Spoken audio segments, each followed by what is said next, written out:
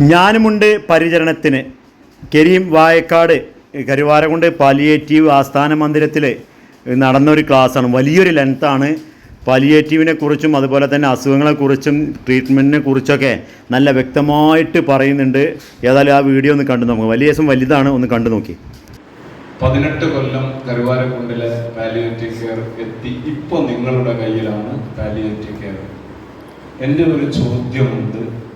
Palliative കെയറിൻ്റെ നടത്തിപ്പുകാർ എന്ന് പറയുന്ന അല്ലെങ്കിൽ നടത്തിപ്പുകാരായിട്ടുള്ള നമ്മളോട് ഒരു ചോദ്യമുണ്ട്. പാലിയേറ്റീവ് കെയർ അവകാശപ്പെട്ട അവസാനത്തെ മനുഷ്യരിലേക്കും ഈ പാലിയേറ്റീവ് കെയർ പരിചരണം ഈ കരുവാരക്കുണ്ടിൽ എത്തിയിട്ടുണ്ടോ എന്ന ചോദ്യമാണ് എന്നെയും നിങ്ങളെയും അസ്വസ്ഥപ്പെടുത്തേണ്ടത്. നമ്മളിവിടെ ഇന്ന് ഇരുന്ന് ആലോചിക്കേണ്ട സഗൗരവമായ ഒരു ആലോചന എന്ന് പറയുന്നത്, നിങ്ങളുടെ 21 വാർഡിൽ ഏകദേശം 45,000 ജനസംഖ്യ, ഏകദേശം 10-40,000 ജനസംഖ്യയുള്ള നിങ്ങളുടെ പഞ്ചായത്തിൽ പാലിയേറ്റീവ് കെയർ അവകാശപ്പെട്ട അവസാനത്തെ മനുഷ്യരിലേക്കും പാലിയേറ്റീവ് കെയർ പരിചരണം എത്തണം എന്നതാണ് നമ്മൾ ഉദ്ദേശിക്കുന്നത്. പാലിയേറ്റീവ് കെയർ പരിചരണം എത്തണം എന്നതാണ് നമ്മൾ ഉദ്ദേശിക്കുന്നത്. ഉറപ്പ് പറയാൻ നിങ്ങൾക്ക് പറ്റുമോ? ഒരു ചോദ്യമുണ്ട്. ആർക്കാണ് പാലിയേറ്റീവ് കെയർ?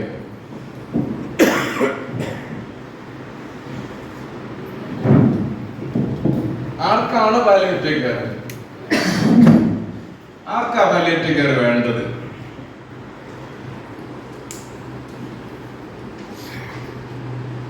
ഈ ചോദ്യം നമ്മൾ പണ്ട് കാലത്ത് ഇടക്ക് നമ്മളിപ്പോഴും പലരും നമ്മൾ പറയണം, ആശുപത്രി മടക്കിയ, ആശുപത്രി ഒഴിവാക്കിയ, ആശുപത്രി ഉപേക്ഷിക്കപ്പെട്ട അതൊക്കെ അവിടെ നിന്നൊക്കെ പാലിയേറ്റീവ് കെയർ എത്രയോ മുന്നോട്ട് പോയി. ഇന്ന് പറയണത് ജീവിതത്തെ ഇടങ്ങേറാക്കുന്ന വിധം. നല്ലോണം നമുക്ക് നന്നായിട്ട് ആലോചിക്കണം. ഇത് നിങ്ങൾ കണക്ട് ചെയ്യേണ്ടത് നിങ്ങളിലേക്കാണ്, നിങ്ങളുടെ പ്രിയപ്പെട്ടവരിലേക്കാണ്. ഞാൻ ഈ ഡെഫിനിഷൻ, പാലിയേറ്റീവ് കെയറിന്റെ ഡെഫിനിഷൻ പറഞ്ഞു വെക്കുമ്പോൾ നമ്മൾ കണക്ട് ചെയ്യേണ്ടത് നമ്മളിലേക്കാണ്, നമ്മുടെ പ്രിയപ്പെട്ടവരിലേക്കാണ്, നമ്മളെ ഏറ്റവും കൂടുതൽ ഇഷ്ടപ്പെടുന്ന നമ്മുടെ പ്രിയപ്പെട്ടവരിലേക്കാണ്. ജീവിതത്തെ ഇടങ്ങേറാക്കുന്ന വിധം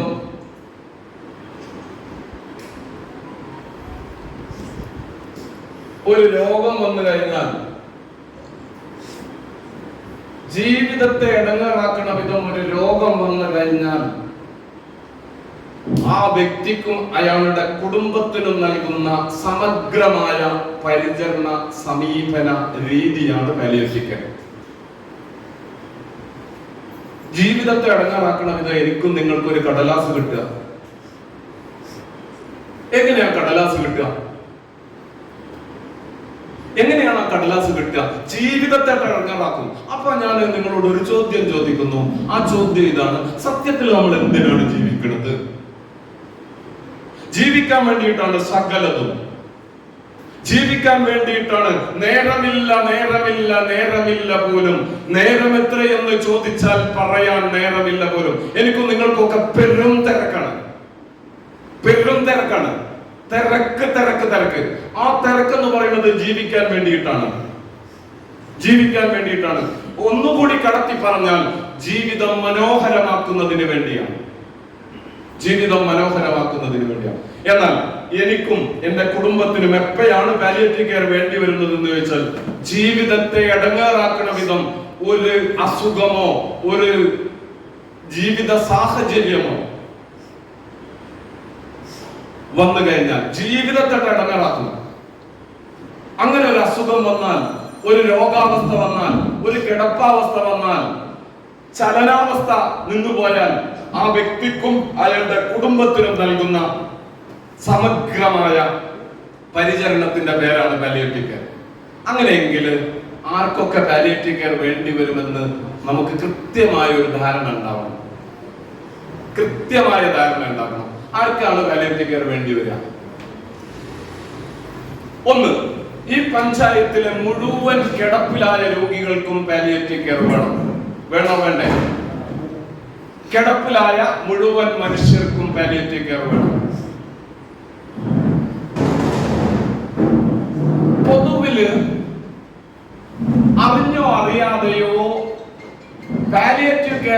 പറയുന്നത് സാധുക്കൾക്ക് വേണ്ടിയുള്ളതാണ് എന്ന്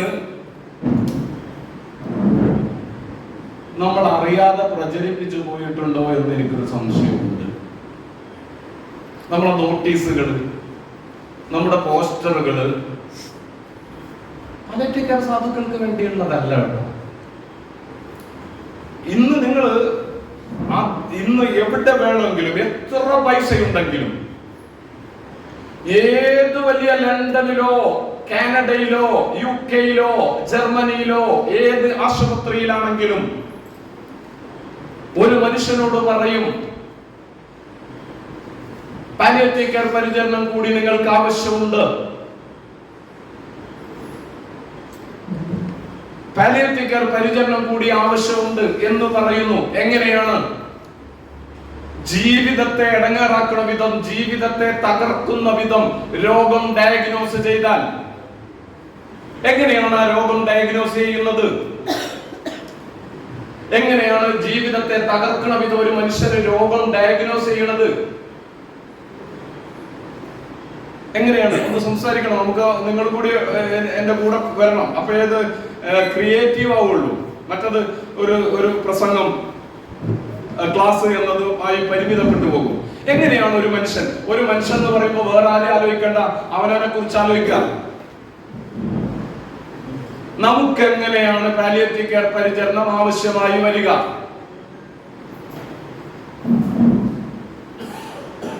എങ്ങനെയാണ് വരിക?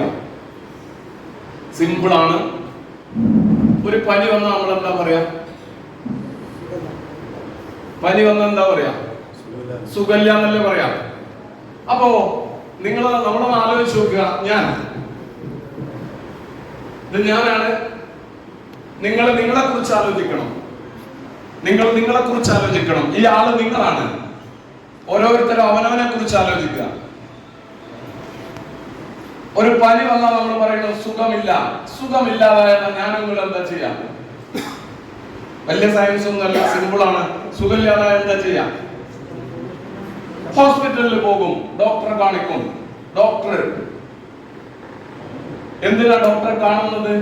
അതും സിമ്പിൾ ആണ്. എനിക്ക് സുഖം കിട്ടാൻ ഡോക്ടറെ കാണുന്നു.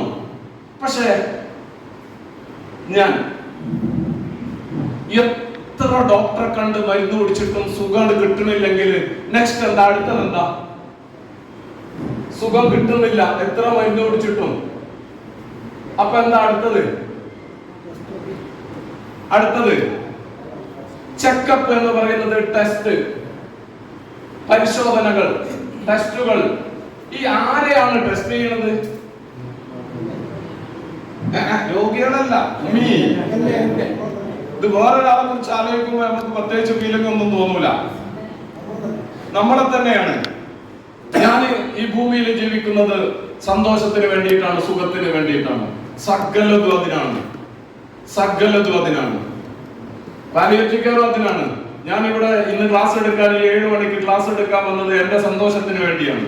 നിങ്ങൾ ഈ പാലിയേറ്റീവ് കെയറിന്റെ കൂടെ മനസാന്നിധ്യത്തോടെ, ഹൃദയ സാന്നിധ്യത്തോടെ, സമ്പൂർണ്ണ ഇഷ്ടത്തോടു കൂടി പാലിയേറ്റീവ് കെയറിന്റെ എന്റെ നയവും നിലപാടുമാണെന്നും ഞാൻ ഇതിന്റെ കൂടെ മനസാന്നിധ്യത്തോടെ, ഹൃദയ സാന്നിധ്യത്തോടെ, സമ്പൂർണ്ണ ഇഷ്ടത്തോടു കൂടി നിൽക്കേണ്ടത് എന്റെ ഉത്തരവാദിത്തമാണ്, ഔദാര്യമല്ല, ഉത്തരവാദിത്തമാണ്, കടമയാണ് എന്ന ബോധ്യത്തോടു കൂടി ഇതിൽ നിൽക്കേണ്ടത് നിങ്ങളുടെ സന്തോഷത്തിന് വേണ്ടിയാണ്.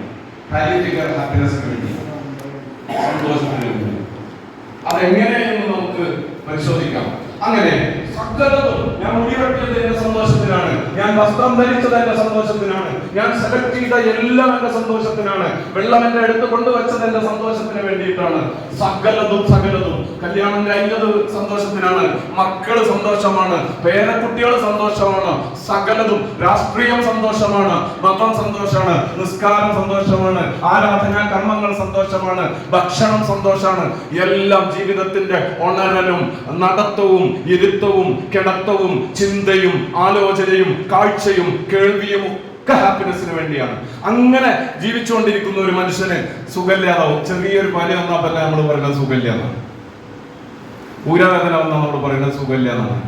നടുവേദന വന്നാൽ നമ്മൾ പറയുന്നത് സുഖമില്ല എന്നാണ്. എന്നാൽ അങ്ങനെ സുഖമില്ലാതാവുമ്പോൾ സുഖം കിട്ടാൻ വേണ്ടി ഡോക്ടറെ കാണിച്ചു. എത്ര കാണിച്ചിട്ടും സുഖം കിട്ടാതെ വരുമ്പോൾ ടെസ്റ്റുകൾ ചെയ്യും. ഞാൻ കുറച്ച് ടെസ്റ്റുകളുടെ പേര് പറയാം. MRI സ്കാനിങ് കേട്ടിട്ടില്ലേ?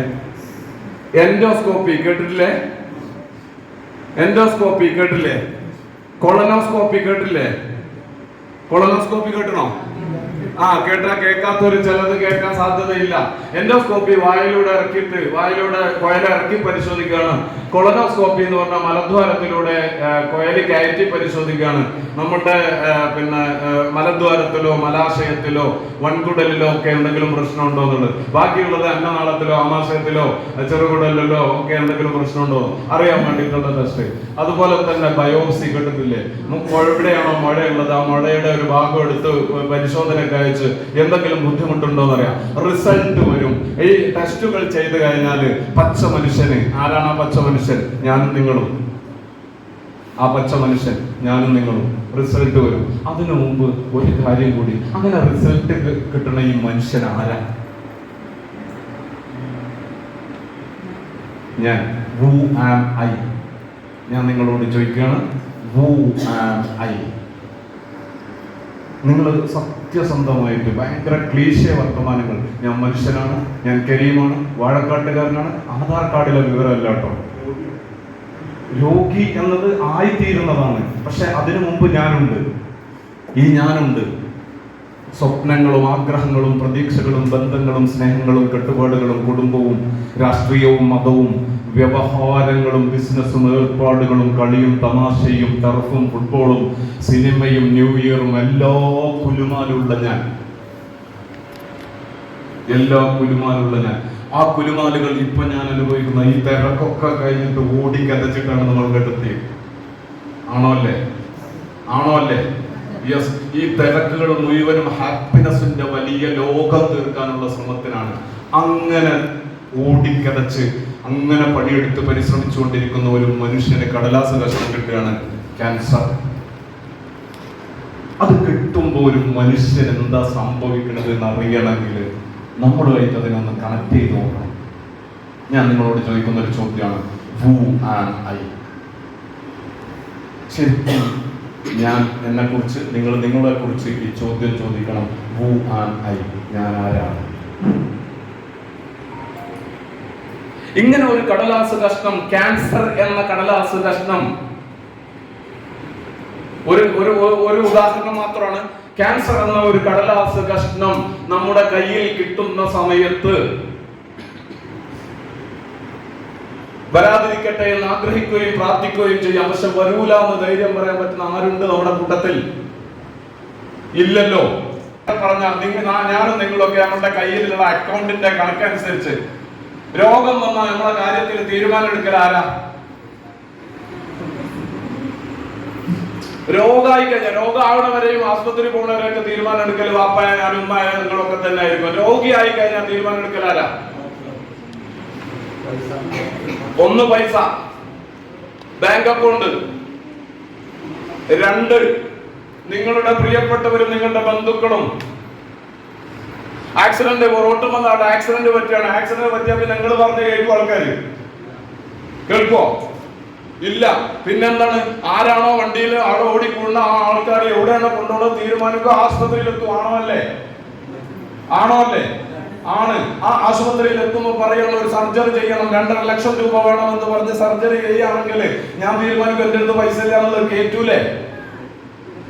ഈ ആലോചിച്ച് നോക്കുക എവിടെയാണ് പാലിയേറ്റീവ് കെയർ തുടങ്ങേണ്ടതെന്ന്. പാലിയേറ്റീവ് കെയർ തുടങ്ങേണ്ടത് ഈ കടലാസ് കഷ്ണം കിട്ടുന്ന സന്ദർഭമാണ്. ഈ കടലാസ് കഷ്ണം കിട്ടുന്ന സന്ദർഭത്തിൽ തുടങ്ങണം. അത് തുടങ്ങണമെങ്കിൽ നഴ്സ് വേണ്ട, ഡോക്ടർ വേണ്ട, മരുന്ന് വേണ്ട, ഉപകരണങ്ങൾ വേണ്ട. എന്നെയും നിങ്ങളെയും പോലെ മനസാന്നിധ്യത്തോടെ, ഹൃദയ സാന്നിധ്യത്തോടെ ജീവിതത്തിൽ കാലിടറിപ്പോയ മനുഷ്യനോടുള്ള അദമ്യമായ ഇഷ്ടത്തിന്റെ, അദമ്യമായ താല്പര്യത്തിന്റെ, ആ മനുഷ്യനോടും ആ കുടുംബത്തോടുമുള്ള കരുതലിന്റെ, സ്നേഹത്തിന്റെ ഒരു സാധ്യത മനസ്സിലാക്കിയ സന്നദ്ധ പ്രവർത്തകരുടെ ഇടപെടലാണ് ഈ കടലാസ് കഷ്ണം കിട്ടുമ്പോൾ വേണ്ടത്. പാലിയേറ്റീവ് കെയറിലെ ഏറ്റവും പ്രധാനപ്പെട്ടത് സന്നദ്ധ പ്രവർത്തകരാണ്. സന്നദ്ധ പ്രവർത്തകരാണ്. ആ സന്നദ്ധ പ്രവർത്തകർ എന്തിന്? ആ സന്നദ്ധ പ്രവർത്തകര് ജനുവരി 15-ന് പാലിയേറ്റീവ് കെയർ ദിനം ഉണ്ടാകുമ്പോ വീട് വീടാന്തരം കയറിയിട്ട് പൈസ പിരിക്കുന്നത് മാത്രമല്ല സന്നദ്ധ പ്രവർത്തനം. അതൊരു സന്നദ്ധ പ്രവർത്തനമാണ്. പക്ഷെ സന്നദ്ധ പ്രവർത്തനം എന്ന് പറയുന്നത് രോഗമാണെന്ന് ഒരു മനുഷ്യന് കടലാസ് കഷ്ണം കിട്ടിക്കഴിഞ്ഞാൽ ആ കിട്ടിയ സന്ദർഭം തൊട്ട് ആ മനുഷ്യന്റെയും അയാളുടെ കുടുംബത്തിന്റെയും കൂടെ സഹയാത്ര ചെയ്ത് അവരുടെ സകലമായ പ്രശ്നങ്ങളും മനസ്സിലാക്കാൻ ശ്രമം നടത്തുന്ന ഒരു ശ്രമം നടത്തി ആ പ്രശ്ന പരിഹാരത്തിന് ആ രോഗിക്കും കുടുംബത്തിന്റെയും കൂടെ നിൽക്കുക എന്നതാണ് പാലിയേറ്റീവ് കെയർ പ്രവർത്തനങ്ങൾ. അപ്പൊ നമ്മൾ സഞ്ചരിക്കേണ്ട വഴിയുടെ ദൂരം എത്രയാണ്? ആ ഒപ്പ് അത് ലാസ്റ്റ് അവസാനം ഒപ്പ് മാത്രം അവിടെ വെച്ചു. ഒപ്പിടാത്തൊരു ക്ലാസ് കിട്ടും. അവിടുന്ന് കിട്ടുന്നത് മെഡിക്കൽ കോളേജിൽ നിന്നായിരിക്കും, RCC നിന്നായിരിക്കും, അല്ലെങ്കിൽ വലിയ വലിയ നേരത്തെ പറഞ്ഞ വലിയ വലിയ മൾട്ടി സൂപ്പർ സ്പെഷ്യാലിറ്റി ആശുപത്രിയിൽ നിന്നായിരിക്കും. കോവിഡ് മറന്നുപോയോ? കോവിഡ് മറന്നുപോയോ? നിങ്ങൾക്ക് പാലിയേറ്റീവ് കെയർ വളണ്ടിയർമാർ എന്നുള്ളവർക്ക് നിങ്ങൾക്ക് കോവിഡ് തന്ന ഏറ്റവും വലിയ പാഠം എന്താ? അതൊന്ന് പറഞ്ഞു. പാലിയേറ്റീവ് കെയർ വളണ്ടിയർമാർ എന്നുള്ളവർക്ക് നിങ്ങൾക്ക് കോവിഡ് നൽകിയ ഏറ്റവും വലിയ പാഠം എന്താണ്?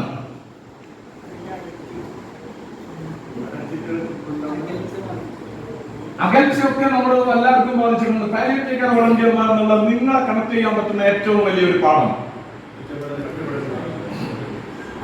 ഒറ്റപ്പെടൽ. അതൊക്കെ നമുക്ക് അതിലേക്ക് വരാം. പക്ഷെ അതിന് മുമ്പ് ഒരു പാഠമുണ്ട്. നിങ്ങൾ ആലോചിച്ച് നോക്കൂ, ഇവിടുത്തെ പ്രാഥമികാരോഗ്യ കേന്ദ്രം തൊട്ട് മെഡിക്കൽ കോളേജും മൾട്ടി സൂപ്പർ സ്പെഷ്യാലിറ്റി ആശുപത്രികളും വൻ സാമ്രാജ്യങ്ങളായി വളർന്നു വന്നിട്ടുള്ള ഇവിടുത്തെ ആ വൻകിട ആശുപത്രികളും ഈ പറയുന്ന മെഡിക്കൽ കോളേജ് സംവിധാനങ്ങളും എന്നെ പോലുള്ള നിങ്ങളെ പോലുള്ള പച്ച മനുഷ്യരോട് കോവിഡ് സമയത്ത് എന്താണ് ചെയ്തത്? ശരിക്കും ആലോചിച്ച് നോക്കി എന്താ ചെയ്തത്? ആശുപത്രി ഉണ്ടാക്കി എന്തിനാണ്? നിങ്ങൾക്ക് വേണ്ടിയിട്ടല്ലേ? ആണോ അല്ലേ? ആണ്. കോവിഡ് കാലത്ത് നമ്മളോട് ആശുപത്രി എന്താ ചെയ്തത്? പരവൈക്കോളി നടന്നില്ലേ? പരവൈക്കോളി ഒറ്റപ്പെടുത്താൻ നടക്കട്ടെ. RCC എന്താ പറഞ്ഞത്? മെഡിക്കൽ കോളേജ് എന്താ പറഞ്ഞത്? കീമോതെറാപ്പി എടുക്കുന്ന മനുഷ്യൻ എല്ലാ ആശുപത്രികളും അറിഞ്ഞില്ലേ? എന്നിട്ട് ഈ മനുഷ്യൻ എങ്ങോട്ടാ പോയത്? അറ്റാക്ക് വന്ന മനുഷ്യൻ എങ്ങോട്ടാ പോകുന്നത്? ക്യാൻസർ വന്ന മനുഷ്യൻ എങ്ങോട്ടാ പോകുന്നത്? നെഫ്രോളജിയിലുള്ള മനുഷ്യൻ എങ്ങോട്ടാ വന്നത്? സ്ട്രോക്കുള്ള മനുഷ്യൻ എങ്ങോട്ടാ വന്നത്? ജീവിതത്തിൽ കാലിടറി പോകുന്ന വിധം വലിയ ബുദ്ധിമുട്ടുള്ള മനുഷ്യൻ എങ്ങോട്ടാ പോകുന്നത്? വീടുകളിലേക്ക്. ആണോ അല്ലേ? പാലിയേറ്റീവ് കെയർ എത്രമേൽ പ്രധാനമാണെന്ന് പാലിയേറ്റീവ് കെയർ വളണ്ടിയർമാരെ ബോധ്യപ്പെടുത്തിയ ഒരു കാലഘട്ടമായിരുന്നു കോവിഡ് കാലം. നമുക്ക് ആ ബോധ്യം ഉണ്ടായി.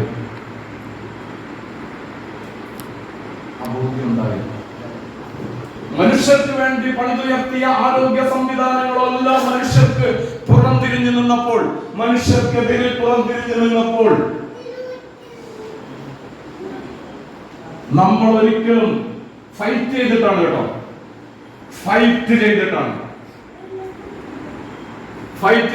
ആദ്യത്തെ കോവിഡ് സമയത്ത് മലപ്പുറം ജില്ലയിൽ ഹോം കെയർ സംവിധാനങ്ങൾ മുടങ്ങാതിരിക്കാൻ ഈ പറയുന്ന സാധാരണ മനുഷ്യരുണ്ടല്ലോ, ഓട്ടോറിക്ഷ പണിക്കും കൂലിപ്പണിക്കും കച്ചവടത്തിലും അതുപോലെ തന്നെ സാധാരണ പ്രവൃത്തിയിലും പാലിയേറ്റീവ് കെയറിന്റെ ഈ പ്രവർത്തനങ്ങളിൽ പങ്കാളിയായിക്കൊണ്ടിരിക്കുന്ന സാധാരണ മനുഷ്യര് ഈ വൈദ്യശാസ്ത്ര സംവിധാനങ്ങളോട് ഫൈറ്റ് ചെയ്തിട്ടാണ് നമ്മൾ പാലിയേറ്റീവ് കെയർ എന്ന് പറയുന്നത് നിലച്ചു പോകാൻ പാടില്ല എന്ന സന്ദേശം ആളുകളെ എത്തിയിട്ട് ഹോം കെയറുകൾ നമ്മൾ കാര്യക്ഷമമാക്കി തുടങ്ങിയത്. കോവിഡ് നമുക്ക് നൽകിയ ഏറ്റവും വലിയ പാഠം എന്താണെന്ന് അറിയാം? എത്ര ഉപേക്ഷിക്കപ്പെട്ടാലും ഒരു മനുഷ്യനെ പാലിയേറ്റീവ് കെയർ ഉപേക്ഷിക്കപ്പെടില്ല എന്ന് ഉറപ്പ് കൊടുക്കാൻ നമുക്ക് പറ്റിയോ? ആരുപേക്ഷിച്ചാലും, ഏത് സംവിധാനം ഉപേക്ഷിച്ചാലും വീട്ടിൽ അകപ്പെട്ടു പോയ നിങ്ങളെ ഉപേക്ഷിക്കപ്പെടില്ല എന്ന ഉറപ്പിന്റെ കൂടി പേരാണ് പാലിയേറ്റീവ് കെയർ. ആ ഉറപ്പ് കണക്ക് തൂക്കി അളന്ന് തിട്ടപ്പെടുത്തി ചേറുമ്പോൾ തെറിക്കുന്ന അരിമണിക്ക് വേണ്ടിയിട്ട് കോഴികളും താറാവുകളും വന്നിട്ട് അരി ചേറുമ്പോ പക്കത്തും സൈഡിലൂടെ ഒക്കെ വന്ന് നിൽക്കുന്നത് പോലെ നിൽക്കേണ്ടവരല്ല ഈ മനുഷ്യൻ. ഇപ്പൊ നമുക്ക് ആവതുണ്ട്, ഇപ്പൊ നമുക്ക് അധികാരങ്ങളുണ്ട്, ഇപ്പൊ നമുക്ക് ആഢയാഭരണങ്ങളുണ്ട്, ഇപ്പൊ നമുക്ക് പൊസിഷനുകളുണ്ട്. പൊസിഷൻ ആദ്യം നഷ്ടപ്പെടുന്നത് മിക്കവാറും രോഗം എന്ന കടലാസ് കഷ്ണം കിട്ടിയ പേരെന്നായിരിക്കും. നിങ്ങൾ ഉണ്ടാക്കി ഞങ്ങൾ തീരുമാനിക്കേണ്ടത് വാപ്പാനോട് പറയും, ഇനി ഞങ്ങൾ പറഞ്ഞോളാം ഉമ്മാനോട് പറയും.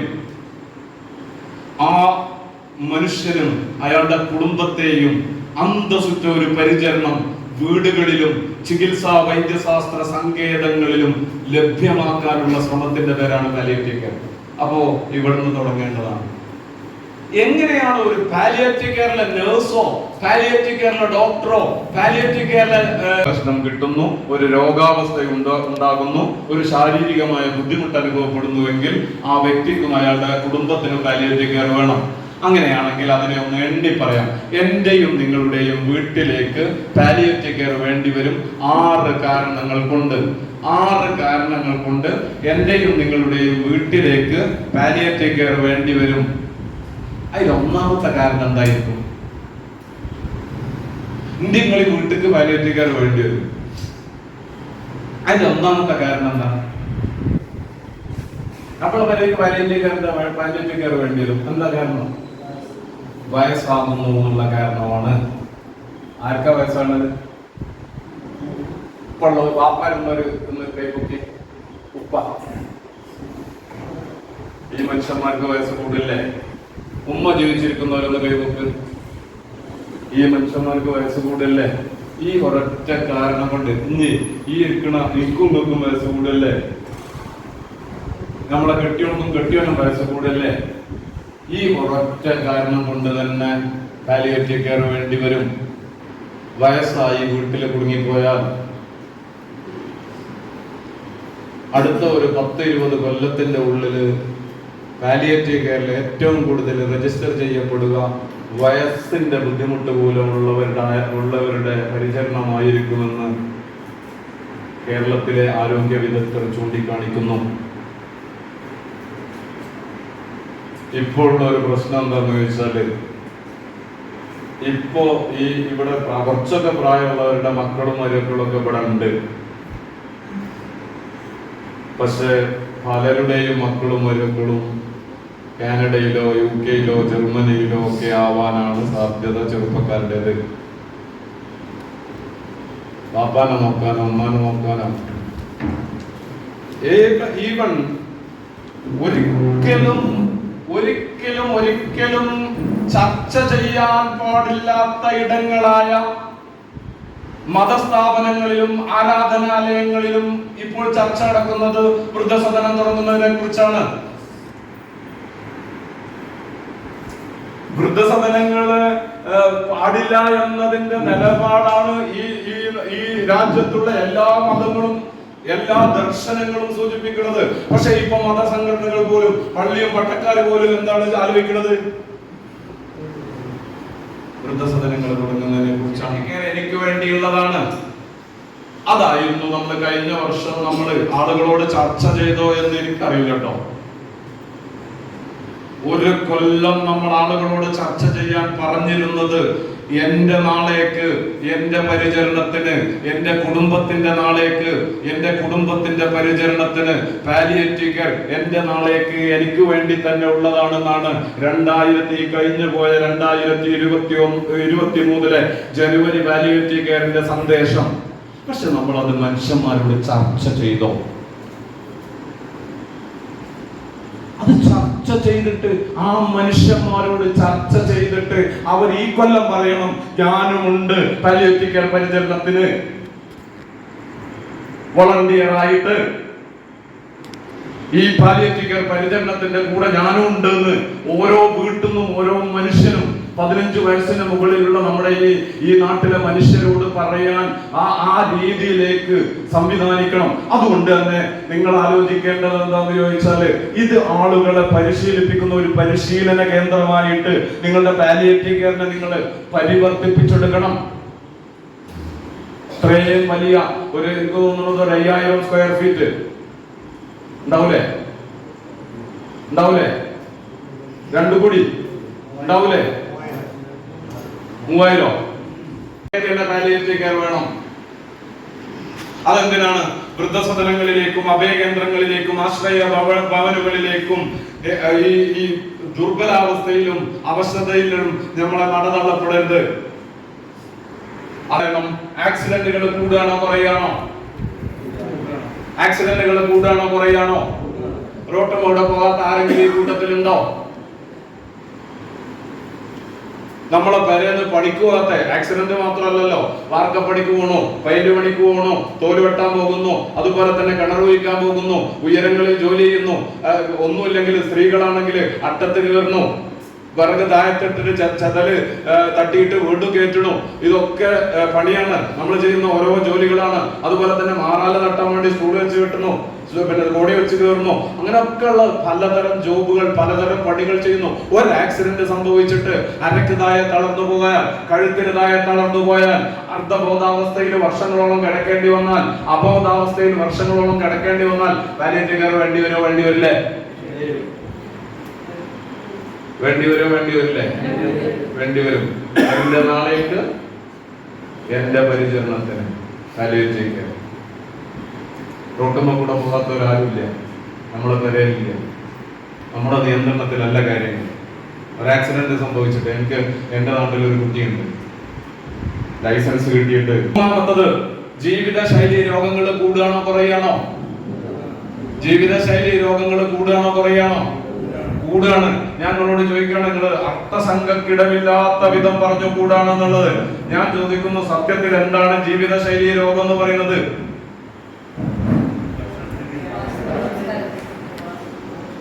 നമ്മൾ എപ്പോഴും പറയാം ഫാസ്റ്റ് ഫുഡാണ്, പ്രഷറാണ്, ഷുഗറാണ്, കൊളസ്ട്രോൾ ആണെന്നൊക്കെ. ഞാൻ അതിനേക്കാൾ കുറച്ചുകൂടി കടന്നു പറയുന്നു. ജീവിതശൈലി എന്ന് പറയുന്നത് എന്റെയും നിങ്ങളുടെയും ഈ തിരക്ക് പിടിച്ച ജീവിതമാണ്. ആദ്യത്തെ സമയമില്ല, പൈസ എത്ര വേണമെങ്കിലും തരാം എന്ന് പറഞ്ഞിട്ട് സമയമില്ല എന്ന് പറഞ്ഞ് പാലിയേറ്റീവ് കെയറിന് 500 1000 അറിഞ്ഞു കൊടുക്കാൻ ആൾക്കാരുണ്ട്. പക്ഷെ ഒരു ഹോം കെയറിന് പോകാൻ മനുഷ്യന് നേരമില്ല. പിന്നെ അവന് നേരം കിട്ടും എപ്പോന്നറിയോ? വൃക്ക രണ്ടും തകരാറിലാണെന്ന് അറിഞ്ഞു കഴിഞ്ഞാല് 4 മണിക്കൂർ ഡയാലിസിസ് മെഷീന്റെ മുന്നിൽ പോയി കിടന്നുകൊടുക്കാൻ ഒരു തിരക്കും ഉണ്ടാവില്ല. അപ്പോ സാമൂഹിക പ്രവർത്തകനാണ്, രാഷ്ട്രീയ പ്രവർത്തകനാണ്, മതപ്രവർത്തകനാണ്, ബിസിനസ്സുകാരനാണ്, കച്ചവടക്കാരനാണ്, ഏർപ്പാടുകാരനാണ് എന്നുള്ള ആ തിരക്കൊന്നും അപ്പൊ ഉണ്ടാവില്ല. ഉണ്ടാവൂല. 4 മണിക്കൂർ ഡയാലിസിസ് മെഷീന്റെ മുന്നിൽ കടന്നു കൊടുത്തില്ലെങ്കിൽ ഏർപ്പാട് നടക്കൂല. എങ്കിൽ ആപത്തുള്ള സമയത്ത് ടെൻഷൻ, തിരക്ക് പിടിച്ച ജീവിത വ്യവഹാരങ്ങൾ, നേരമില്ലാത്ത തിരക്ക്, ഈ തിരക്കില്ലാത്തവൻ തിരക്കട്ട് അഭിനയിക്കും. സാധാരണ പറയാണ്ട് ഒരു പണിയില്ലാത്തവനാണ് പെരുന്തിരക്ക്. ഓന് ഒരു സാധനത്തിനും കിട്ടൂല. അപ്പൊ അങ്ങനെ തിരക്ക് പിടിച്ച ജീവിതം, കഴിക്കുന്ന ഭക്ഷണം, ചിന്തിക്കുന്ന ചിന്ത. ചെറിയ കുട്ടികൾ LKG ക്ലാസ് മുതൽ തന്നെ ടെൻഷനാണ്. ഇനി ഞാൻ ചോദിക്കുന്ന ചോദ്യങ്ങൾക്ക് ഉത്തരം പറയണം. വൃക്കരോഗം കൂടുകയാണോ കുറയാണോ? പെട്രോൾ പമ്പ് തുടങ്ങുന്നത് പോലെ ഡയാലിസിസ് സെന്റർ തുടങ്ങേണ്ടി വരുന്നതാണ് കണക്കുകൾ സൂചിപ്പിക്കുന്നത്. പെട്രോൾ പമ്പ് തുടങ്ങുന്ന പോലെ. ഇപ്പൊ സർക്കാർ പറയുന്നത് ഇനി ഡയാലിസിസ് സെന്റർ തുടങ്ങേണ്ടതില്ല. കാരണം കോടികൾ ഇൻവെസ്റ്റ് ചെയ്യണം. ഒരു ഡയാലിസിസ് സെന്റർ തുടങ്ങണമെങ്കിൽ കോടികൾ വേണം. അപ്പൊ എന്താ ചെയ്യാന്ന് ചോദിച്ചാൽ, ഇപ്പൊ നെഫ്രോളജി ഡയഗ്നോസ് കിട്ടാണ് വൃക്കരോഗാണെന്ന് ഡയഗ്നോസ് കിട്ടിയാല് ആശുപത്രി ഇപ്പൊ തന്നെ പെരേന്ന് ഡയാലിസിസ് ചെയ്യാൻ, പെരിറ്റോണിയൽ ഡയാലിസിസിനെ പ്രോത്സാഹിപ്പിക്കണം എന്നാണ് ഇപ്പോഴത്തെ നയം. അതായത് പെര ഡയാലിസിസ് സെന്റർ ആക്കി മാറ്റണം. അങ്ങനെ പെരയ്ക്ക് ഡയാലിസിസിന് വേണ്ടി വന്നു കഴിഞ്ഞിട്ടുണ്ടെങ്കിൽ ഇപ്പൊ ഡയാലിസിസ് സെന്ററിന് കൊടുക്കേണ്ട പരിചരണം വീട്ടിലേക്കാക്കി ചെയ്യുന്നുണ്ടെങ്കിൽ പാലിയേറ്റീവ് കെയറിന് പിന്നെ പണികളും ഇപ്പൊ നഴ്സുമാർക്ക് നമ്മൾ ചെയ്തു. പിന്നെ പരിശീലനങ്ങൾ തുടങ്ങിക്കൊണ്ടിരിക്കുകയാണ്. പെരിറ്റോണിയൽ ഡയാലിസിസ് എങ്ങനെയാണ്, എന്താണ്, എങ്ങനെയാണെന്നൊക്കെ ഉള്ളത് നമ്മളെ നഴ്സുമാരെ പഠിപ്പിച്ചുകൊണ്ടിരിക്കുകയാണ്. Peritoneal dialysis. ഇനി ഒരു ക്യാൻസർ രോഗം കൂടുകയാണോ കുറയാണോ? കൂടാണ്. കരൾ രോഗം കൂടുകയാണോ കുറയാണോ? കൂടാണ്. അപ്പോ ജീവിതശൈലി രോഗങ്ങൾ കൂടുകയാണ്. അത് കൂടി അതുകൊണ്ട് എന്റെ നാളേക്ക്, എന്റെ കുടുംബത്തിന്റെ നാളേക്ക് വേണ്ട ഒരു പരിചരണമാണ് പാലിയേറ്റീവ് കെയർ. ആ കടലാസ് കഷ്ണം കിട്ടുമ്പോ തുടങ്ങേണ്ടതാണ്, ആശുപത്രി ഒഴിവാക്കുമ്പോൾ തുടങ്ങേണ്ടതാണ് എന്നുള്ള കൺസെപ്റ്റ് നമ്മൾ എപ്പോഴും മാറ്റണം. ഡയഗ്നോസ് കിട്ടുന്ന ആ സന്ദർഭം തൊട്ട് മരിക്കുന്നത് വരെയും ആ വ്യക്തിക്കും മരിച്ചതിന് ശേഷം കുടുംബത്തിനും. ഇപ്പൊ നമ്മളുടെ ഒരു അവസ്ഥ എന്താണെന്ന് ചോദിച്ചാല്, നമ്മൾ സാധാരണ ആളുകൾക്ക് കൊടുക്കുന്ന ഒരു കരാർ എന്ന് പറയുന്നത്, പാലിയേറ്റീവ് കെയർ ആളുകൾക്ക് കൊടുക്കുന്ന ഒരു കരാർ എന്ന് പറയുന്നത് രോഗിക്കും കുടുംബത്തിനുമാണ് പാലിയേറ്റീവ് കെയർ എന്നാണ്. അല്ലേ?